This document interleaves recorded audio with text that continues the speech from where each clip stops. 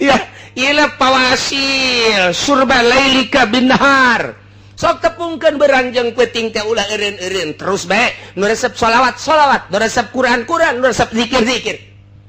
oh deui kesempatan sapira tinggal 10 poe deui tah eta keur carita umur bulan urang ge kuari mayoritas umur umat Kangjeng Nabi teh 63 nah kuari nu geus 60 tinggal sabaraha tahun deui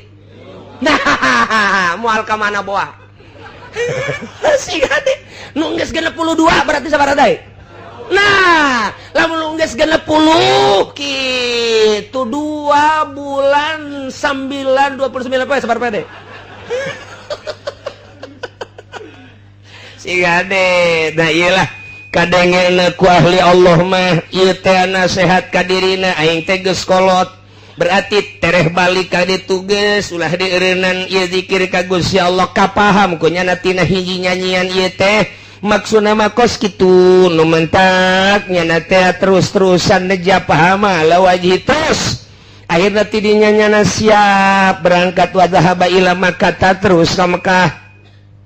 lantaran boga perasaan di Mekah maluwih bundal ibadah teh ka Gusti Allah geus pabakia bihi manya biha nyana cicing di Mekah mujawiron jadi urang Mekah hatamata manehanana sehingga maut di Mekah gitulah carita ahli Allah neruskeun nu kamari teh eta nya kama waqa alir rajul allazi sami'al ghail hiji jelema ahli Allah ngadenge ka jelema nu nyanyi nyanjana model kos kitu jadi nasihat ka dirina oh aing geus kolot bes aing dek ka Mekah di Mekah dek cicing dek ibadah ka Gusti Allah subhanahu wa taala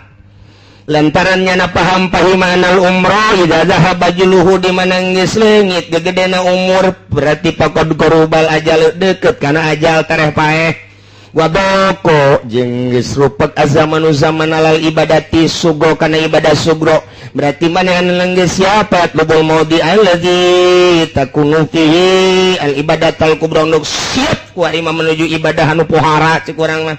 akhirna manehna hayang ditikel-tikel pedapu fihi amal geus ku aya kitu pindah ka Mekah cicing datang ka maut nah eta teh diprediksi wa hadzal rajul kana minal ulama'il mujtahidin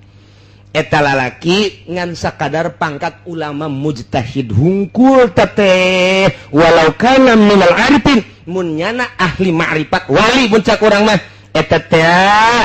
lemah taja ila dzihabi Makkah teu kudu ka Mekah ahli ma'rifat mah bal ibadatul qulub mudha'afah balik tah ibadah hate ditikal-tikal bi'afin katsirah dengan tikelan anu loba